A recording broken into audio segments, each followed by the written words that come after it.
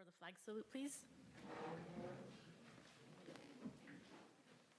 I pledge allegiance to the flag of the United States of America and to the republic for which it stands, one nation, under God, indivisible, with liberty and justice for all. Roll call, please. Councilmember Johnson. Here. Councilmember Losi. Here. Councilmember Stanfield. Here. Mayor Pro Tem Trent. Here. Mayor Long. Here. Thank you, Buffy. Welcome to our second live meeting for a very long time. It's really nice to see faces in the audience. It's nice to be here in person. And I would just like to take a moment of silence right now to remember Chief Bill Roberstein and the 25 years of service that he gave to the city of Fortuna.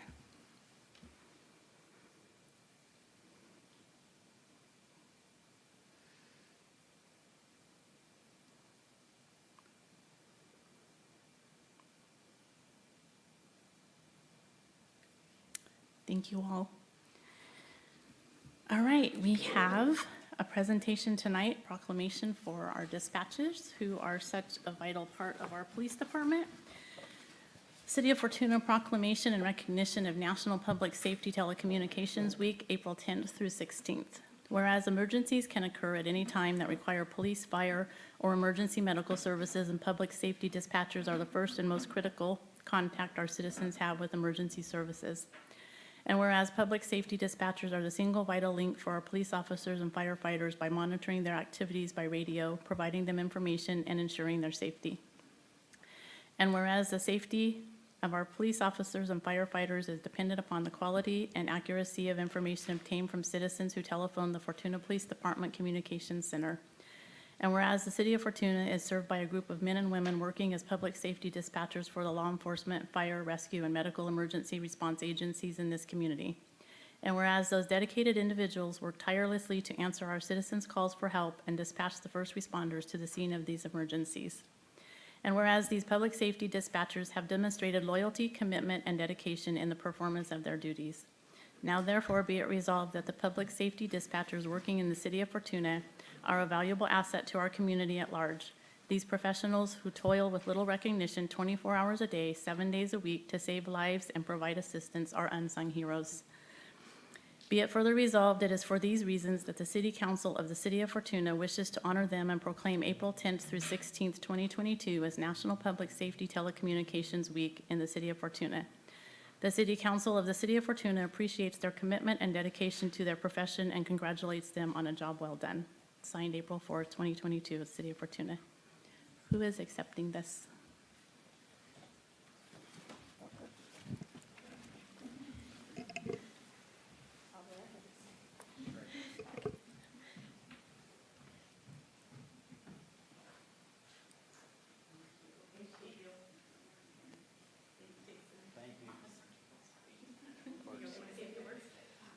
Jason does? Yeah.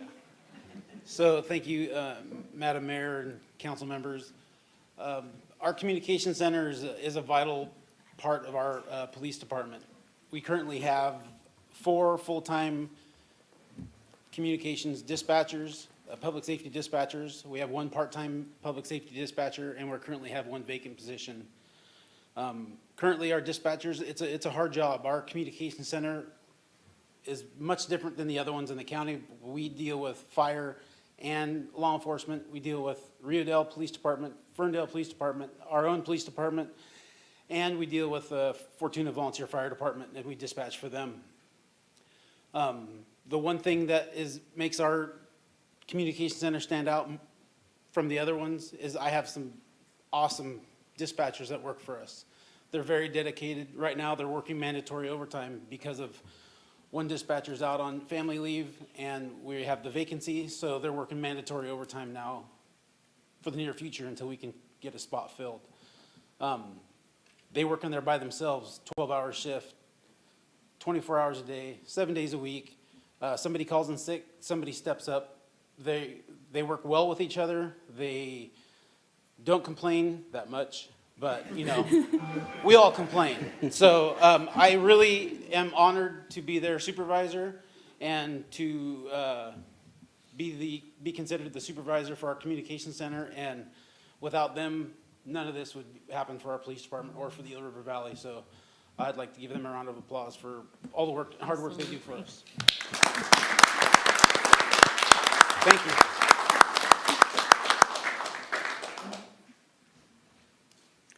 Thank you.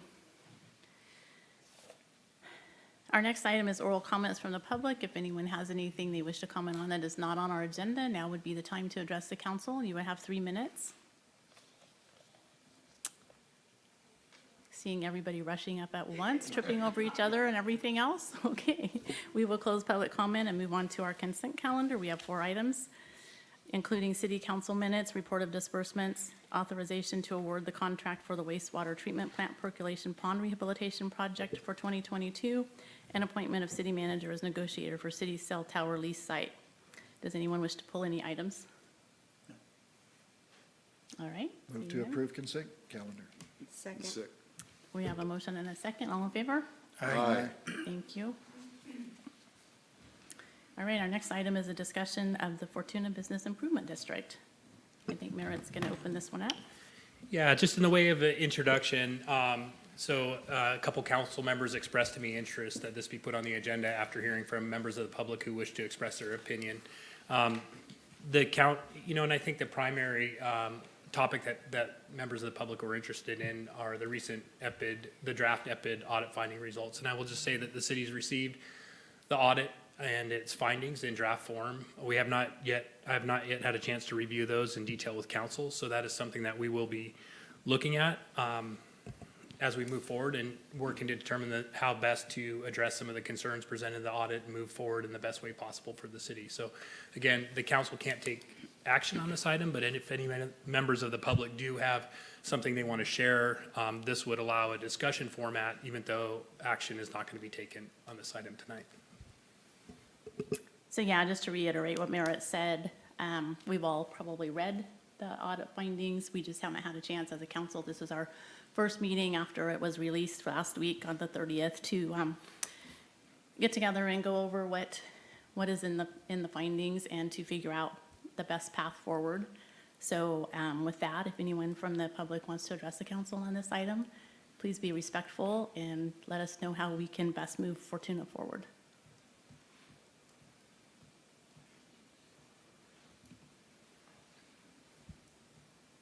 And no one? Okay. Does anyone from the council have any comments at this time? At this time, no. Okay. Well, more to come after we have had a chance to review everything, and you will keep everybody in the loop. All right, we will close the discussion portion of the Fortuna Business Improvement District and move on to city council business. We have the first reading and public hearing to consider amendment of the Fortuna Municipal Code regarding state mandated procedures for Sb9 urban lot splits and 2-unit projects by amending Title 17 zoning regulations of the Fortuna Municipal Code, Chapter 17.09, state mandated procedures in Title 16, Subdivision Section 16.04.070, urban lot splits, and this is Ordinance 2022-752. Honorable Mayor and council members, so this is returning to you as a regular ordinance that would be incorporated into the municipal code. And you did see it as an urgency ordinance just in January. So we've had time to take a regular ordinance to the Planning Commission, and they did make a recommendation, and that's in your staff report. And so just as a brief refresher, SB9, if you recall, allows housing developments containing 2 residential units on 1 lot. It's different from the accessory dwelling unit ordinance that we have adopted. That was another state mandate, but we have that set of standards for ADUs. This is specifically SB9 standards. So it allows 2 units per lot and also lot splits. And those are without a discretionary review or a public hearing. So that's a big difference for what would be a minor subdivision. And lots as small as 1,200 square feet. So, and then cities may adopt local ordinances to implement the provisions of SB9. adopting, and also may adopt objective zoning standards, subdivision standards, and design reviews, design standards, as long as they don't conflict with the provisions of SB9. So on the overhead, it's just the schematic that you've seen at the previous meeting. It's just kind of a refresher, that demonstrates existing single-family unit. And then basically this kind of demonstrates the impact on single-family lots. So two units per lot. And then after the split, there could be 4 units on what was previously a single-family lot. So let's see, I think I have the, let's see. I thought that worked this afternoon. Oh, turn it on. Thanks. There we go. And this is just a quick summary of the Sb9 regulation. So again, 2 units or adding a new unit to an existing unit. Minimum unit size, 800 square feet, that's minimum. And these are the state regulations. Minimum setback 4 feet, no short-term rental permitted, like Airbnbs, maximum 1 parking space per unit, where previously the code would require 2, and no owner occupancy requirement. And for the lot splits, minimum lot size 1,200 square feet. The lot would need to, couldn't be divided to greater than a 40% to 60% split of the area of the lot. Cannot be re-subdivided after a lot has gone through an Sb9 subdivision. No off-site dedications or off-site improvements are allowed within certain limits. Can't require correction of non-conforming zoning conditions. And then for the lot split, there is a mandatory owner occupancy for 3 years, and an affidavit gets recorded. So just the background, this shows the process that we've gone through. Beginning in January 1st was the Senate bill took effect. And then on January 18th, the council approved the urgency ordinance based on health and safety issues. So that took effect immediately. Planning Commission held a workshop, was presented with a workshop shortly after that to, kind of move them forward through this and help them be familiar with it. And then we did bring their ordinance recommendation staff report on February 8th, and they did make a recommendation that the council adopt what's before you tonight, and then that brings us to the council's ordinance. So the urgency ordinance standards, this is what's in effect now. This is obviously very brief. I think these are the main points. It allows a unit size of 500 to 800 square feet, so it caps it at the state minimum. This becomes Fortuna's maximum. ADUs are not allowed on any Sb9 parcel. It does establish the setbacks of the base zone. There are certain findings that can be made that would allow the 4 foot that the state requires. And then off-site improvements are allowed where required specifically for health and safety. The Planning Commission changes to the ordinance that you saw, or the urgency ordinance that you adopted in January. The Planning Commission does recommend some changes. And that includes, really these are clarifications, I think. There aren't any, drastic diversions from what you adopted. These just kind of help clarify and, for the purposes of implementation. Lot access, it does just clarify that access ways must meet the size and development of the municipal code and the improvement standards and specifications. So it ties, the lot access to specific standards. And then setbacks, that code section is what we did was add building coverage. So setbacks and building coverage are the two, site development standards that are in the code. So this just clarifies that building coverage, the code for building, the standard for building coverage would also be implemented. And then the front setback is clarified. And then parking, again, it just ties the municipal code parking standards to site design.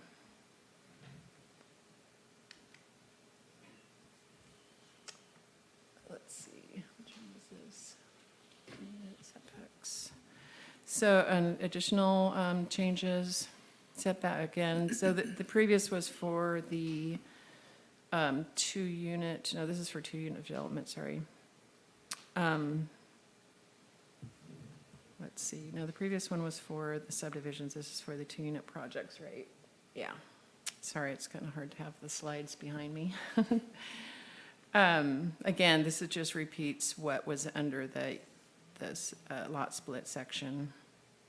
And then, but it also adds design standards, and these are pretty basic. It does, for a site that's already developed, it requires the second unit to match the primary unit in building materials, windows, doors, et cetera. And then for a vacant site that has not been developed yet, the 2 units would need to match architectural style. And then if a garage is converted to a new unit, which the code allows, the Sb9 allows, the garage door opening would need to be replaced with, exterior wall coverings that match existing architectural features of that site. So really, it's just, the purpose of that section is to help the new units blend in with the neighborhood and not be, really prominent or, just to help for compatibility with the neighborhood.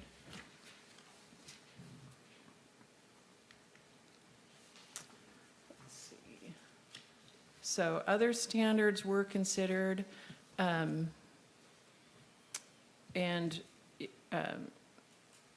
this is really for your information. There is not a recommendation on these standards. The purpose of presenting these is really to just let you be aware that other cities some of these were found on other cities' ordinances. So it's just kind of wanted to present a range of other issues that could that are out there and would be feasible if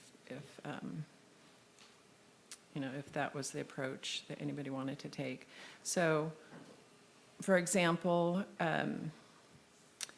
the maximum size, so right now the maximum size of the unit would be 800 square feet, but there's always the option, or what other cities have done is allowed larger units based on either the size of the parcel. Well, the first example is if the setbacks and the building coverage and other zoning code and other standards are met, to allow a larger unit, or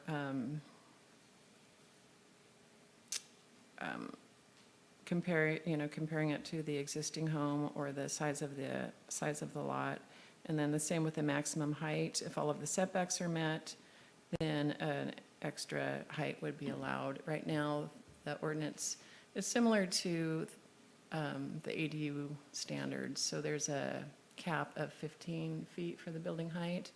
But for Sb9, there is no option for a taller building. So it's capped at 15 feet. And then the other example shows the size of the unit increased based on either the number of bedroom units or the size of the lot. So, for example, a lot that's greater than 15,000 square feet would have a larger unit. And then other standards that are out there, potential other standards would be more detailed, either architectural style or, I've seen really detailed design standards, whereas the, typical for Fortuna, I think, just a general harmony rather than dictating the type of the style. And then some cities do choose to have affordability requirements based on a range of factors. It could be types of the units or the location of the units, and then identifying a level of affordability.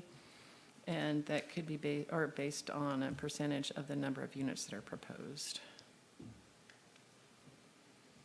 And then these next two slides are just tied to the city's accessory dwelling unit standard. So again, there's the example of the height. There could be an entrance orientation, a requirement, based orienting the second unit towards the center of the parcel. And then privacy standards.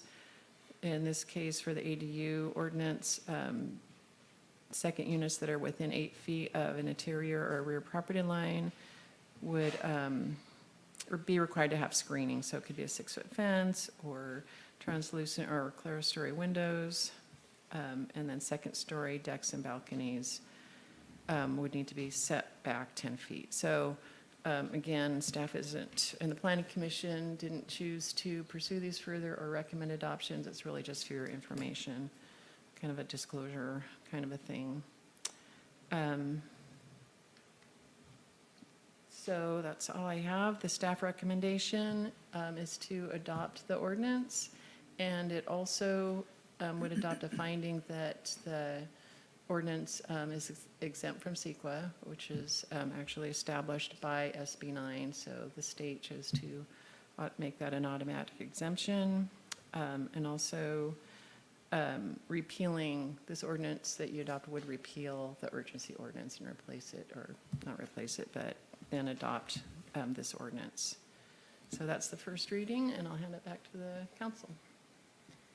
Thank you, Liz. So when we're talking about the building coverage, are we talking about these smaller lots could have more than a 35% coverage, which is the standard for the rest of the city?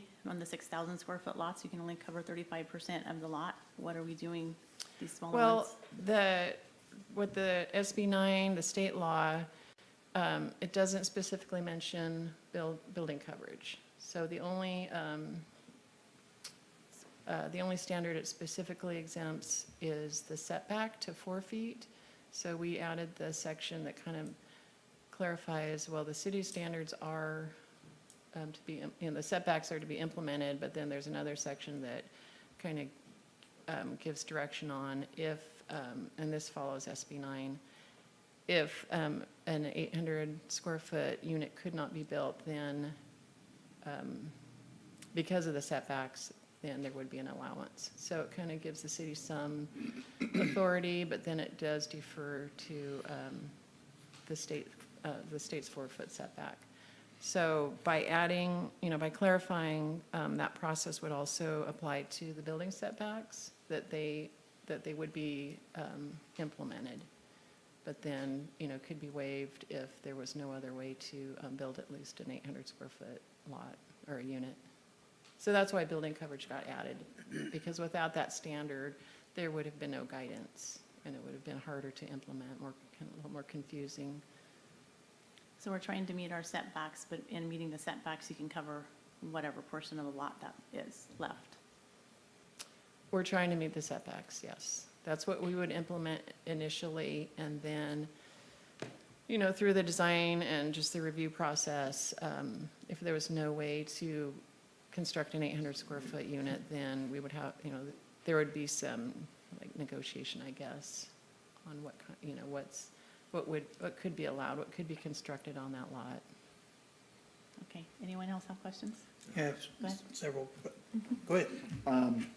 Well, we've mentioned before that this is simply the city of Fortuna trying to gain control over the little bit that Sb9 allows the city to take, and Sb10. I really appreciate the job that the Planning Commission has done in reviewing this and handing down the proposed amendments. I know that was not an easy job for them to go through and make these recommendations to us. Just dealing with Sb9 in and of itself is a headache. Going back to the privacy impacts that you had on your slide, are those impacts the ones that we have amended? I know you mentioned that it wasn't something that the Planning Commission wanted to take up, but is that something that we've amended, or is that something that was handed down with Sb9? Those are the other standards that were considered but not incorporated. Okay. So they're not a part of SB9, but SB9 does allow objective design standards, just like the ADU ordinance. That statute, the state law also had that provision that, so our ADU ordinance does include those privacy standards Okay. for that set of objective design standards, but And- those have not been incorporated into SB9. Okay, I understand that, but we can make those changes to the Fortuna Municipal Code or by ordinance later. Yes. Okay. And then the other standards on your slide showed 1,200 square feet, where I believe the ordinance holds it to 800. Yes, that's correct. And so, again, if somebody, or if the council wanted, or staff wanted to present it, we could make those changes down the road if necessary. Yes, if you find in the future that the 800 square foot maximum is too restrictive, say on on 1 acre or half acre or a larger lot, then definitely that's something that could be amended. And going back to that, then the lower amount would be 500, from between 500 and 800 Yes. square feet? Yes. Thank you. Chairman. Would you mind going back to the first slide? The very first one. To flip through. It was the diagram of the different Okay, yeah. options.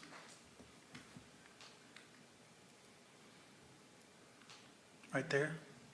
So on the middle unit, how is this different than an ADU? Or the middle example? Yeah, it's very similar. The middle example is very similar. Okay. With SB9, are they going to be required to include sprinklers? I don't remember if sprinklers, for the ADUs, Does not. it says if it's required for the main residence. Right, so So on a new a house built in construction, 1980, right, that and would you- just apply to a new construction. So if you're constructing the main residence and the ADU at the same time, Okay. that's when sprinklers would be required.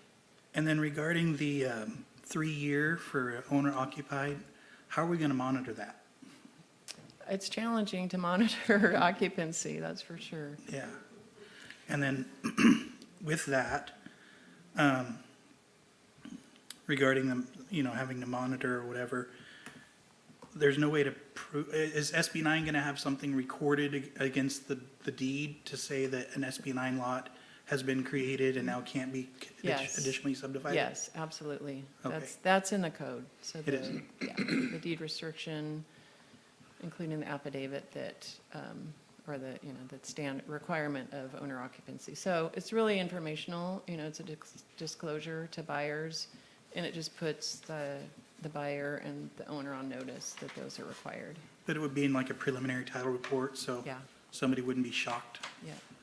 And then the next slide, no off-site requirements. Does that mean like you don't have to put a sidewalk in if there isn't one already there? That's right. That's what SB9 intends. Okay. And there's no on-site parking requirements either? There is a one space One space requirement, per, maximum Per per unit. unit, yeah. okay. That's all my questions. Thanks. Mike? I went to a League of California Cities meeting, and there was a legislative update talking about a bill that's already in place, moving forward through the legislature in the state to amend ADU regulations to where a 24-foot height limit would be in place for ADUs instead of the 15. Have you heard anything amongst your fellow planners about that, or community development organization? That hasn't actually come across. I haven't heard it discussed, Because no.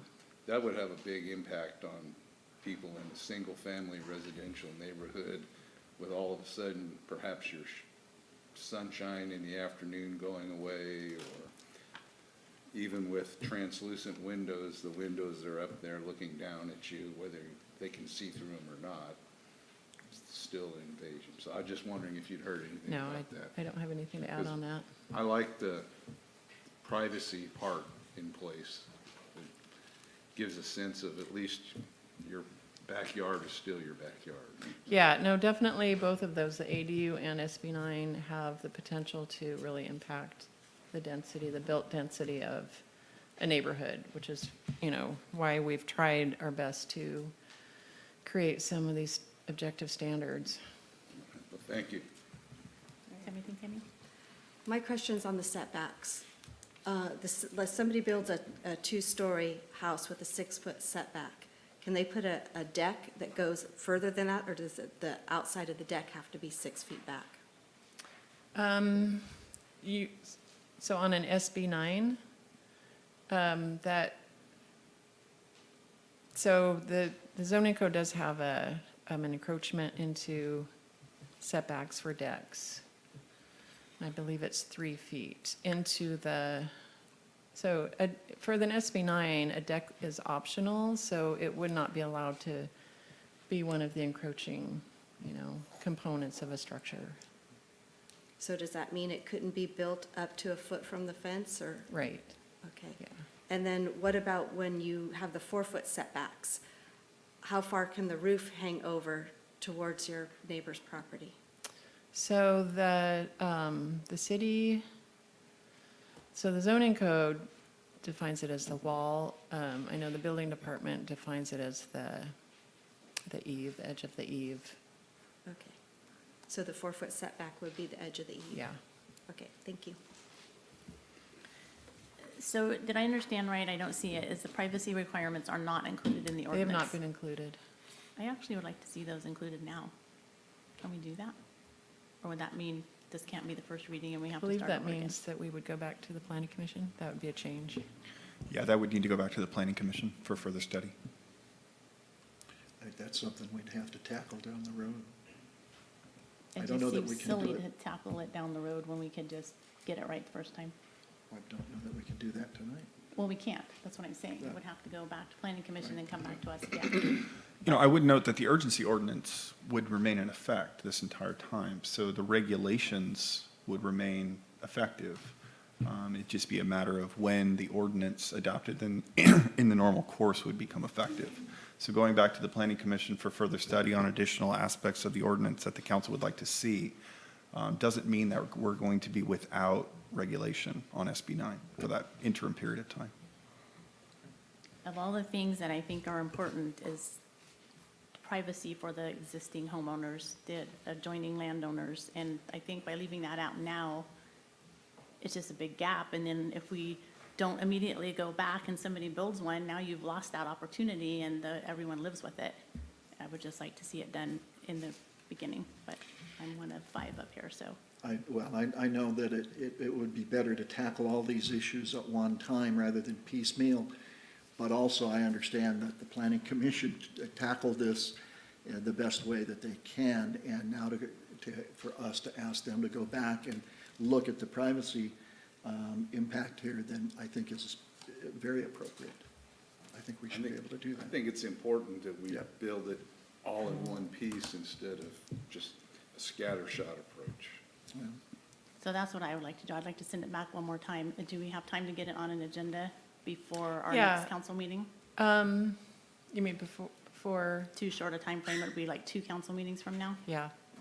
I think my sense is that it would be appropriate and, I don't want to say welcome, but I think it would be appropriate to take it back to the commission and I don't think there would be any issues on their part to consider that. And we'll just make it work. It would take 2 council, you wouldn't get it back at the next council meeting, but I think that's fine. Like the city attorney said, we still have some standards in place. And would you have recommendations or suggestions that the planning commission look at specifically? The Or ones just that what were she in had, Liz's slide, what she had on? that seemed appropriate for me, but if you have more stringent ideas, then that's fine too.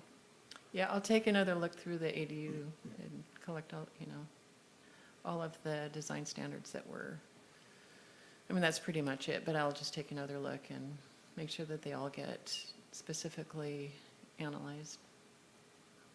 So if that is what we want to do, what would our motion be then? At this point, the council can just move to table this, to send it back to the planning commission for further study.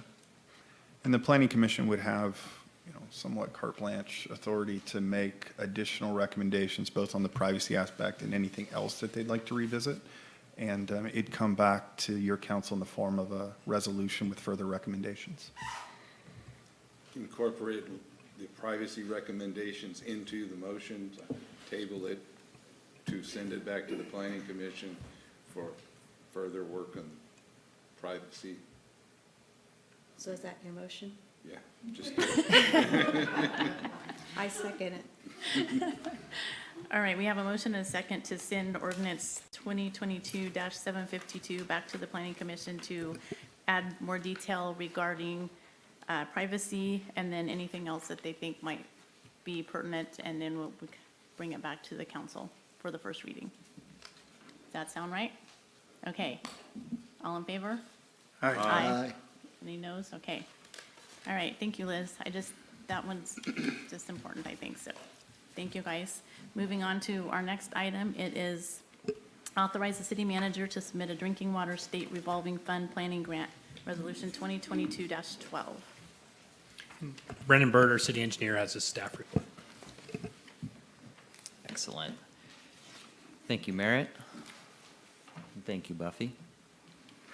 So Honorable Mayor and City Council, it's my pleasure to be here tonight to present business item 6B, which is the recommendation that the council adopt resolution 2022-12, authorizing the city manager to submit a grant for the City of Fortuna Water System Asset Management Plan.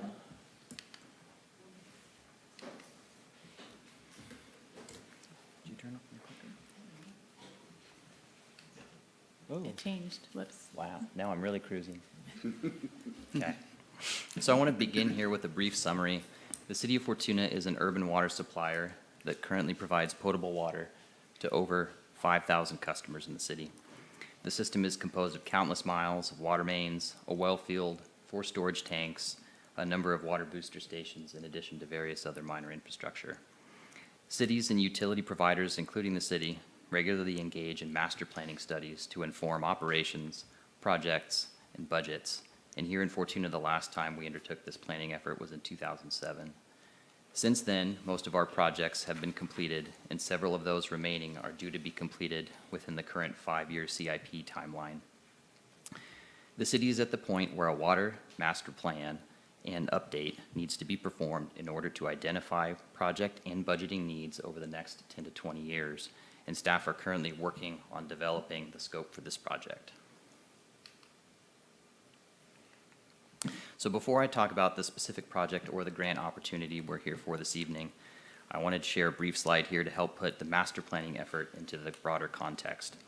As I mentioned, we typically enter into the master planning phase of work with the goal of identifying projects required to meet the needs of our current and future customers.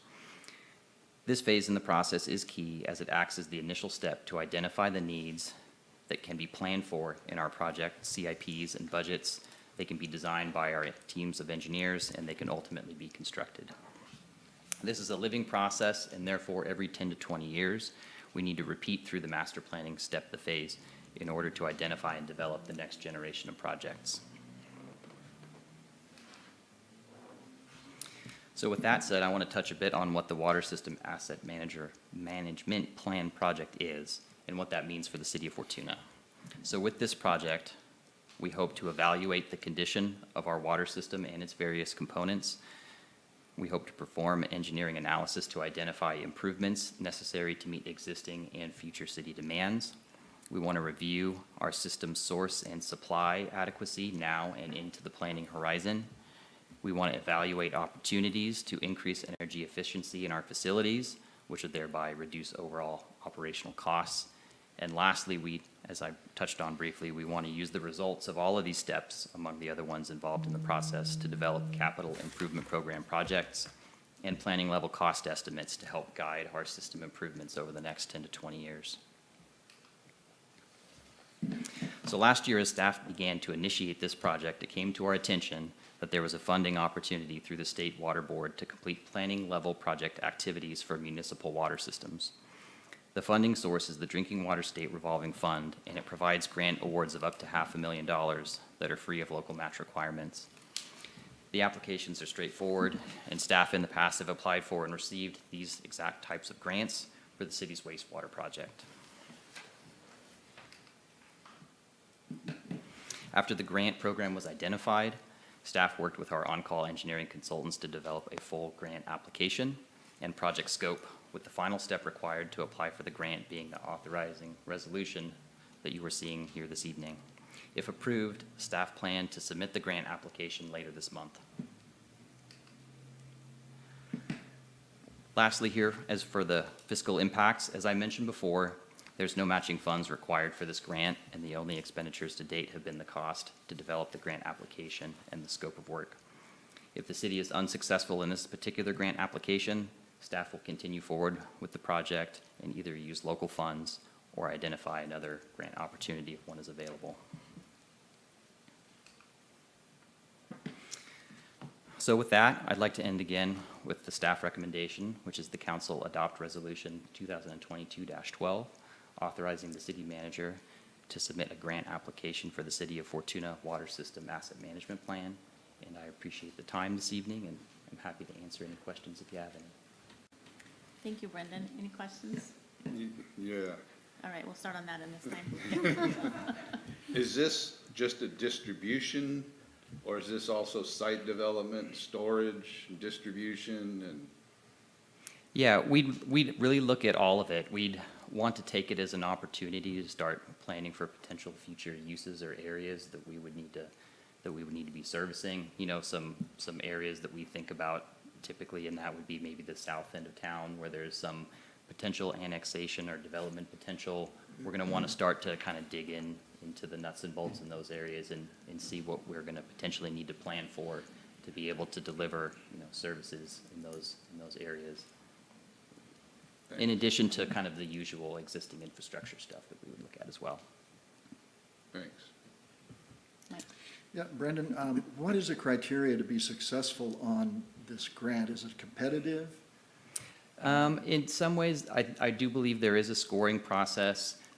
These funding opportunities, they really try and make them accessible to disadvantaged communities, which Fortuna is, and that's part of the reason it would also be a no-match grant. I think if you have a good project and it's well-developed, it's pretty likely that you can get funded if there's a need for it. And my understanding is right now, the funding program has some capacity. And Okay, and have we applied for this kind of a grant in the past? we have, so for the city's wastewater compliance project, Right. there's another program through the state called the Clean Water SRF that's targeted at treatment, wastewater treatment. And we've applied for a funding grant, I believe it was in 2017, for the same amount to perform the planning activities that are what they would consider pre-construction activities. For the wastewater, but For the never, wastewater but stuff. never for the safe drinking water? Correct. Okay, thank you. Yeah, would this, if we're awarded the 500,000, do we have a engineering firm in mind, or would it go out for competitive bid? We're still looking at how exactly that would be packaged. We have a number of on-call consultants that would be capable of completing the work. So I think we would want to, as we package that together, assess, again, what our suite of options are and move forward from there. But it's not a foregone conclusion at this time. Oh, so the application doesn't require that? No, this application doesn't have qualifications written into the grant, no. Anything? Anyone from the public having comments on this item? All right, seeing none, we'll close public comment, and I think I'm a little rusty. I think I forgot to take public comment on the ordinance that we were talking about. So, anyone having comments on that one? Just to cover our bases? All right, thank you. Okay, moving on, we are ready for a motion. I'll move to authorize the city manager to submit a drinking water state revolving fund planning grant and adopt resolution 2022-12 and read by title only. I'll second. All right, we have a motion and a second. Buffy? Resolution 2022-12, a resolution of the City Council of the City of Fortuna approving the application for grant funds from the Drinking Water State Revolving Fund. Councilmember Johnson? Yes. Councilmember Losi? Yes. Councilmember Stanfield? Yes. Mayor Pro Tem Trent? Yes. Mayor Long? Yes. Thank you, Buffy. Our next item is a supplemental budget request for the purchase of 4 police vehicles that recognizes revenue from the USDA Community Facilities Grant.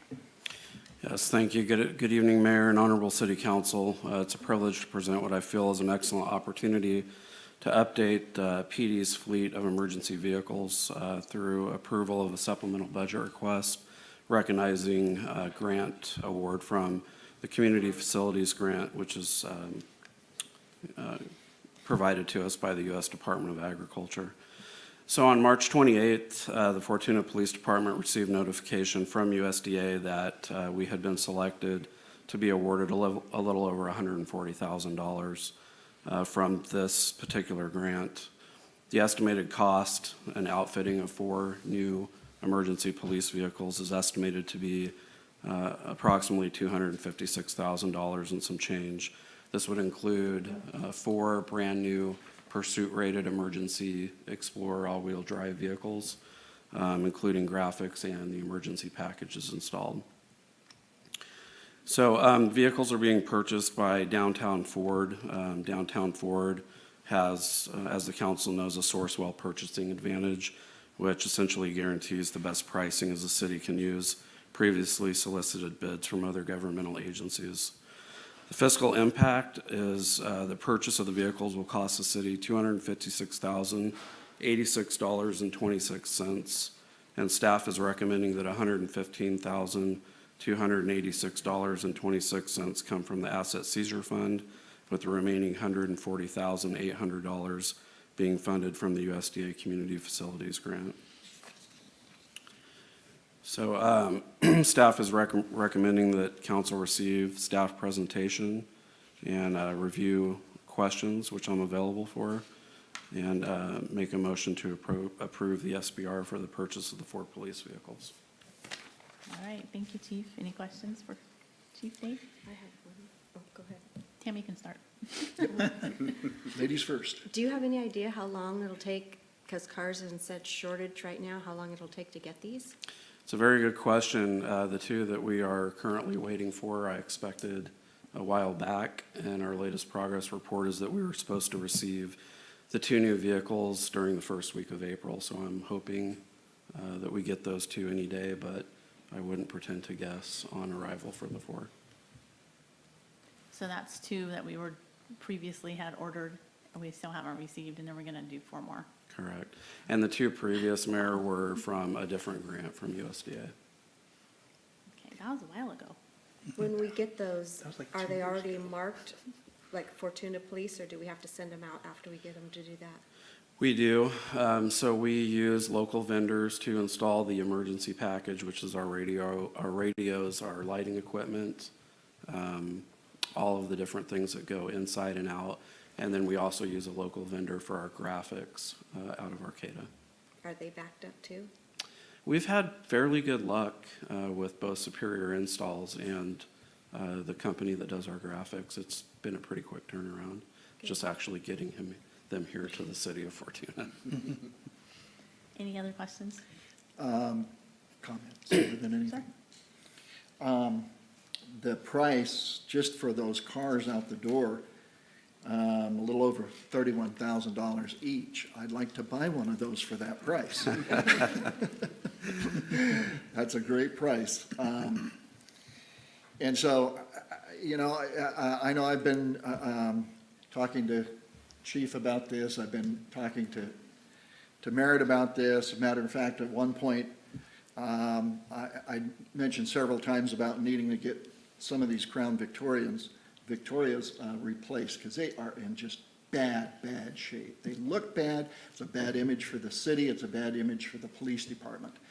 And I walked in, sat down, and said, Merritt, I want to talk to you about the police cars again. He says, Mike, you're killing me here. So I do apologize, but I am very excited that we're getting 4 new cars in addition to the 2 previously already ordered. This is great.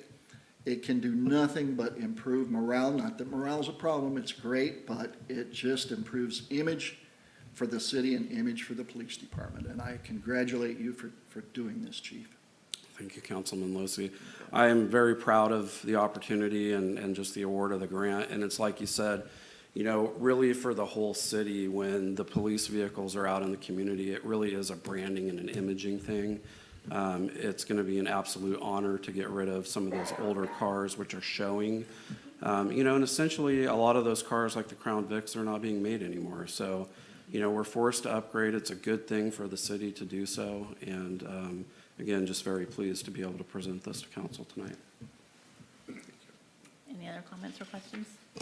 Well, I'd just say that I got to test sit in one of the Tauruses, Right. and I would much rather be in one of these. And Mike's about the same size I am, so I don't think he'd fit any better in the Taurus than I do. But the Explorer, that's a good one. Yeah. So, Tad more elbow room. yep, Yeah.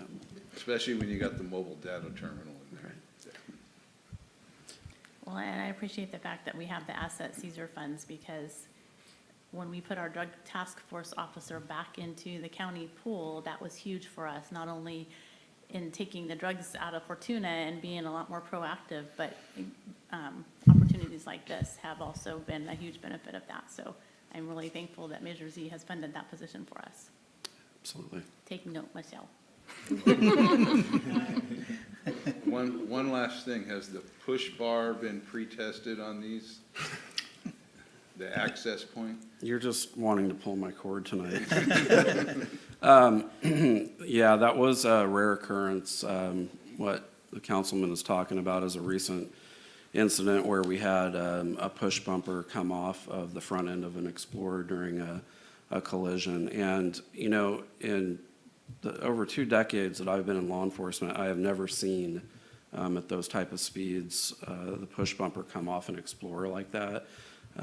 So I know that our city mechanic did a really good job filing a complaint with Ford Motor Company just to kind of see if there was any issues with that particular vehicle. But, you know, it definitely was something that we don't run into often.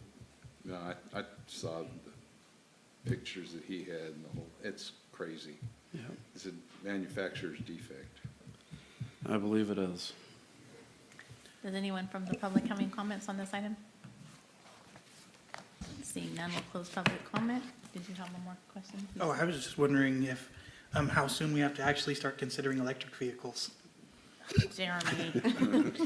2035. I know, that's about how long we'll have these for. So But believe it or not, we're looking at the electric vehicles. It's one of the components of the climate action plan the county's been looking at. So when we're considering some of the other vehicles for other departments like community development or planning and building, we're a little hesitant on our emergency vehicles. We don't know if they're gonna have to go a long distance or what their charge date will be, but we are considering it for other city vehicles and looking at grants for charging infrastructure. So believe it or not, we're keeping an eye on that, and most other departments besides police can make use of electric vehicles, so it's a good option.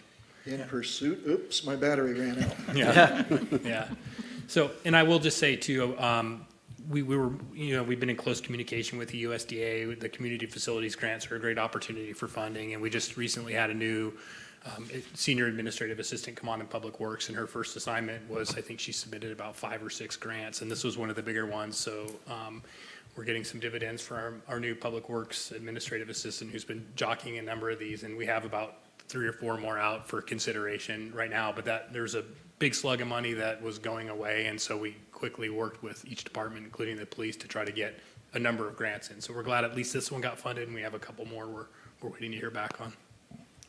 Maybe while we're doing the remodel on the pod, we could put the infrastructure in without actually putting the charger in, so we're ready when it comes. We are thinking about that. We've already talked about running power over to the far side of the parking lot for it. Yeah. All right. Anyone want to make a motion?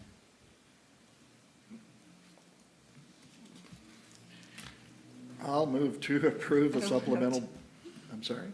I said, I was just telling her, I don't have it in front of me. Oh, I'll move to approve a supplemental budget request, SBR, for the purchase of 4 police vehicles that recognizes revenue from the USDA Rural Assistance Grant and provides matching funds from the city's asset seizure and the city's general fund. Second. All right, we have a motion and a second. All in favor? Aye. All right, moving on to city manager's report. So I'd just like to, yeah, if you want to throw it up there. I'd like to briefly review the upcoming meeting schedule, our next regular council meeting, and Buffy's going to put it up there so it's easier for people on TV to see. But our next regular council meeting will be on April 18th at 6 o'clock PM.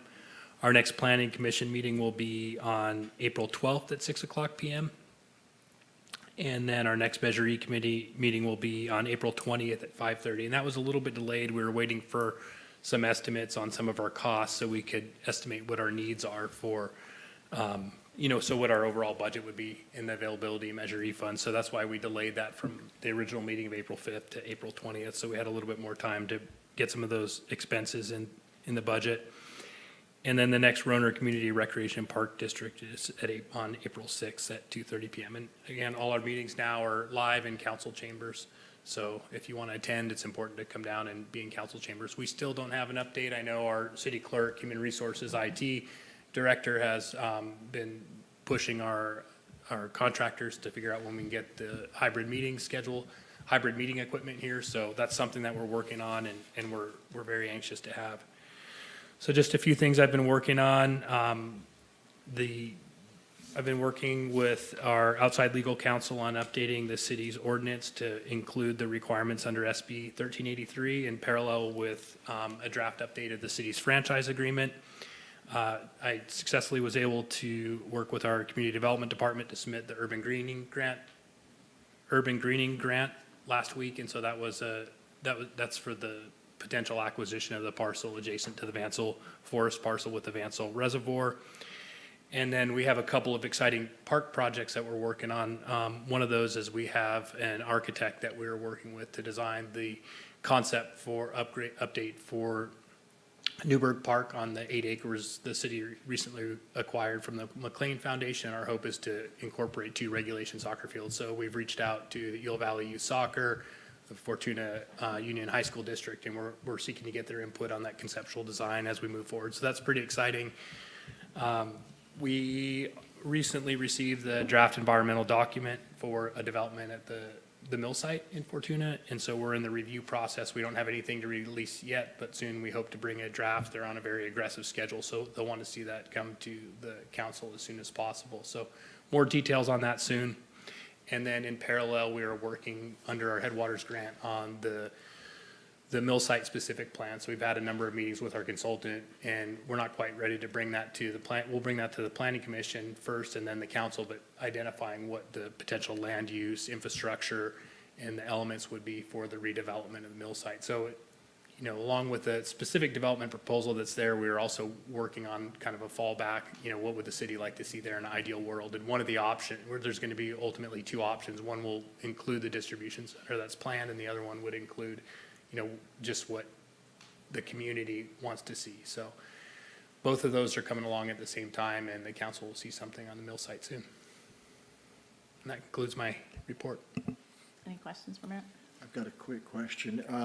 I know that there were some requests for May budget hearing dates. Do we have any of those firmed up? Yeah, so I think, Buffy, do you know, did we send out the special meeting dates? I think there was a query that went out to the council. May 16th and May 23rd from 9 to 11. So we didn't have those. I can put those special meetings coming up here, but those are a month out. And those are set? Yeah. Okay. I'm glad to see the mill site development moving forward. That's great. Yeah, no, it's a potential huge opportunity for the city, and so we're glad there's interest from developers looking at that, and we're glad to have the Headwaters grant be pursuing the reuse of that site. It's long overdue. Excellent. Yeah. Anything else for Merritt? All right, moving on to, do we have any new future agenda items? I have a question within that. I've gotten a lot of citizens contacting me regarding recycling, and now that COVID is somewhat lifted, are we going to be able to make a strong recommendation to our waste treatment facility operators to bring that back?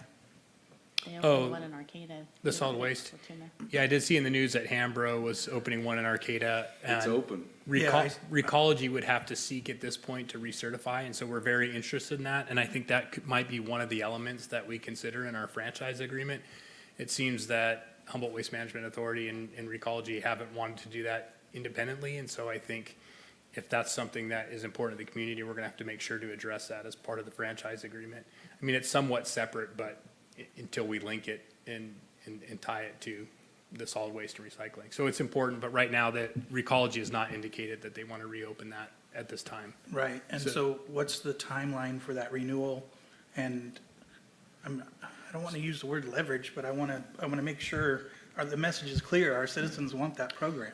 Yeah, so those will come back. It'll be somewhat of a, we're working through that. Ultimately, we'll bring a draft back to the council, and we'll have a number of different optional services we'll be considering. The real driver on that is the timeline for SB 1383 compliance. We're trying to have a draft ordinance by the first reading by June, and I'd like to bring both the ordinance and the franchise agreement at the same time. And the linkage is really that, so the requirement is that we reuse and recycle food waste to avoid the emission of climate pollutants or greenhouse gases. And so we're past the date of compliance, and we've been submitting the documentation to the state telling them what we've done to be in compliance and when we expect to be in compliance. So my target right now is to have that in front of council in May, and then to have those for consideration and first reading of an ordinance by June, and that's what the expected timeline is. Okay, thank you. Yeah. I can remember back a number of years ago now, that there was another recycler hauler that wanted to come down and do recycling here in Fortuna, and then it was Eel River Disposal, and they got really excited about that and actually adopted a program so that to cover the material that was being recycled by another hauler.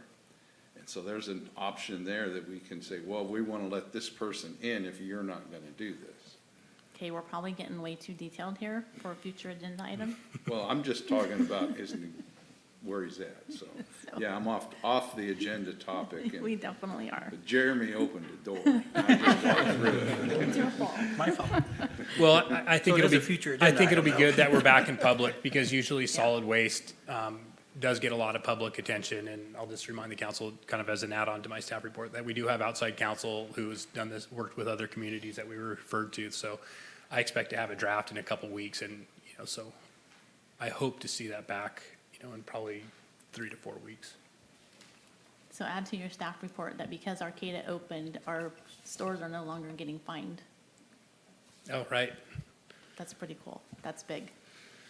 I Okay. was going to ask that, but you said we couldn't talk about it. Merit added it to a staff report. I was curious how close the recycling center had to be to businesses. All right, so moving on to council reports. Mike Johnson. We didn't really have much in the last couple of weeks, but we did have the League of California Cities Redwood Division meeting and attended that. I think you reported out on that the last time, I think. No, we haven't had a meeting since. Oh, that was after that? Well, it must have been my TCPW meeting, then it was before that. Transportation, Communication, and Public Works, and that's where I heard the legislative update about the 24-foot ADU height limit, which is, I don't think it's a good thing, but the best part of the last 2 weeks was this past Sunday. I got to, as part of being a Kiwanis member, I got to work on the Bridgeville, Hydesville, and Fortuna 4-H spaghetti feed and work with the kids to get that done. And I tell you, there's a lot of enthusiasm and energy there, and it made it great, because I didn't have to run up and down the ramp at the Vets Hall delivering. I just handed out the back door, and they carried it down to the car. And they worked hard at it. And last year, Bridgeville sold more tickets than anybody else, and they have the smallest 4-H club. And this year, Hydesville and Fortuna really stepped up the game, so there's no clear winner yet, but we'll know in a couple of weeks. But they all worked hard, and they all fundraised. A lot of parents came out, and it was a good time, and for a good cause. So that was the best part of the last 2 weeks. It's always fun working with kids. Mike Wilson. Thank you. I attended a meeting on March 24th for Tammy at the Transit Authority. She was on a Measure Z meeting, and there was really nothing to report because the entire meeting was a closed session on the sale of the cell tower. So I gave my 2 cents and nothing to report on it then. And then just an hour later, I attended a Redwood Community Energy Authority meeting under Redwood Coast Energy, and under the Community Choice Aggregates business, the program Demand Reduction Incentive Program, also known as, wait for it, DRIP, D-R-I-P, was curtailed for the duration of 2022. It's an incentive program for certain types of businesses like grocery stores or like high energy users to receive up to 25 cents rebate per kilowatt hour for reducing energy during peak periods of energy use. But because of low enrollment by businesses, the program is curtailed for 2022, and RCEA will look at reinstalling that in 2023. We took up the 2022 policy platform, which is follows the policy developments in both regulatory and legislative areas. And there's a board that looks at those areas and makes suggestions and changes. But because oftentimes the legislature will change a bill, and there's not time because the board meets once a month, and there's not time for the board to meet and then get the change or a change recommendation or suggestion back to the legislature. We've given that authority to the executive director to be able to talk to the chair and the vice chair to get approval for making those changes immediately, as opposed to having a meeting, a full meeting. Community Choice Aggregates, with its energy program, was launched 5 years ago next month. And this is an alternate to PG&E. We provide, RCEA provides lower rates, and it's an alternate for your energy to PG&E. And that was launched 5 years ago next month. As a matter of fact, I was on the council back then when it was instituted, and I voted in favor of that, and I'm so glad I did. Hopefully, most of us in here are customers for the Community Choice Aggregates. There will be a planned celebration on May 1st, May Day, and it's going to be, I'm not sure where, probably Eureka, but some, big party or something happening. And that's all I have. All right, thanks, Mike. Jeremy. I haven't had meetings for either of my committees since the last time we met. That the thing that we will be working together now on is reviewing the documents from the full audit for FBID. And then Parks and Rec, haven't met with that commission since our last meeting.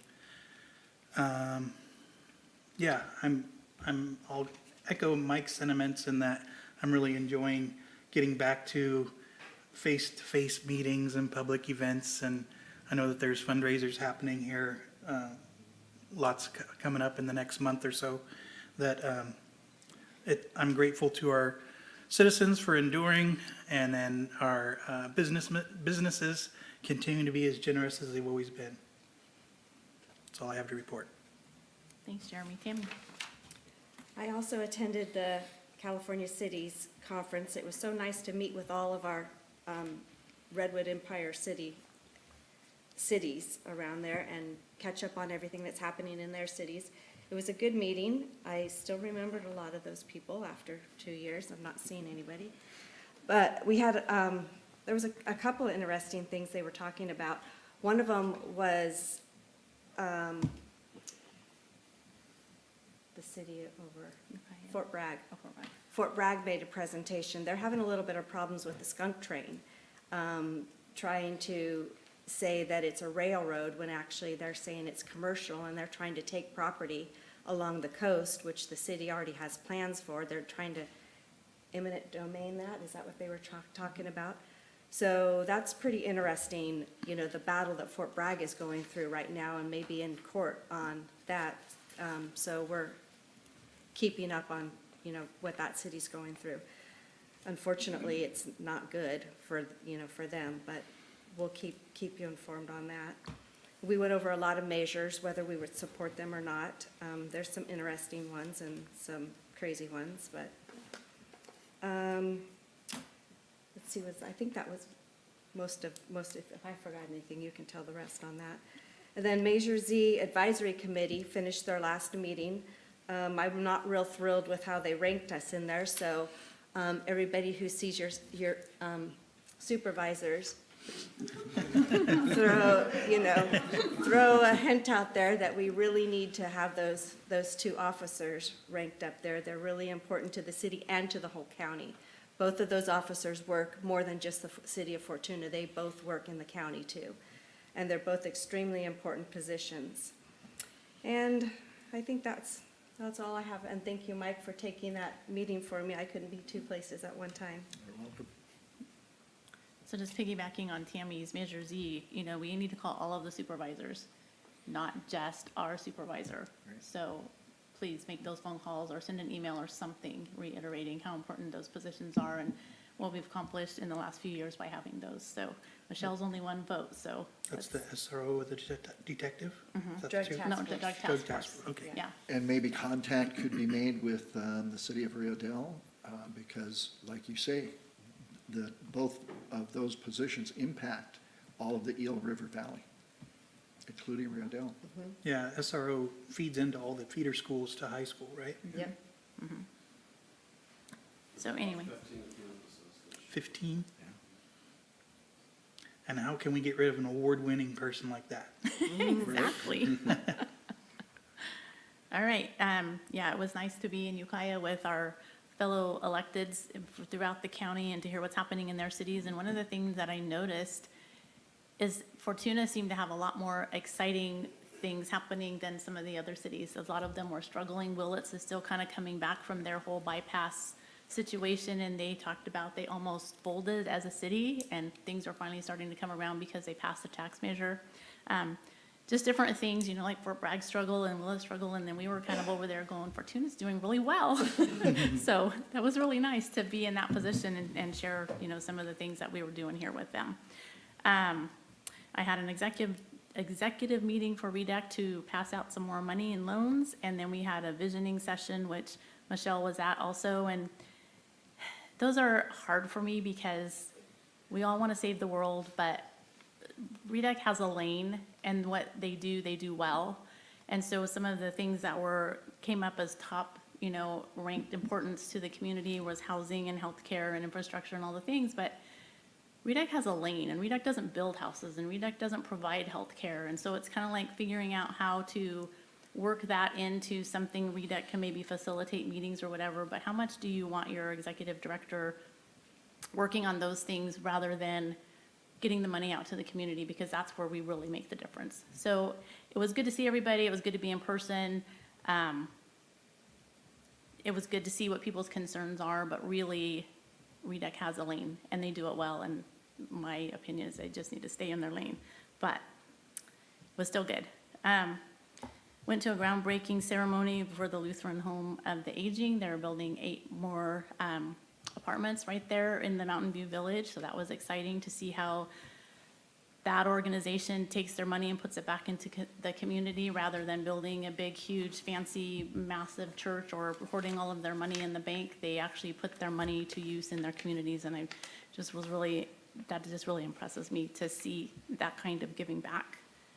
I'm supposed to have probably a Zoom meeting with Senator McGuire next week, and so his aide is calling me tomorrow, so if anyone has anything they would like to bring up or something, maybe let me know. I've got a kind of a list going for some things that I know about, but if you know about something that you want to ask him about or tell him about, let me know. I think that's it. So with that, we are going to adjourn to closed session. We have 4 items. Conference with real property negotiator in accordance with section 54957.8 of the Government Code. Property is 190 Dinsmore Drive. The negotiating parties are City Manager Merritt Perry for the city, and the property owner under negotiation is Price and Terms. We have a conference with legal counsel, anticipated litigation, initiation of litigation pursuant to paragraph 4 of subdivision D of section 54956.9, one case. We have a public employee appointment pursuant to section 54957 of the California Government Code, title Public Works Director, and a public employee appointment pursuant to section 54957 of the California Government Code, title Police Dispatcher. Does anyone have any comments they want to make before we adjourn into closed session on any of those items? All right, seeing none, we will entertain a motion to adjourn to closed session. Motion to adjourn to closed session? Second? We have a motion and a second. All in favor? Aye. All right, thank you, and thank you all for coming tonight. Appreciate it. Yeah.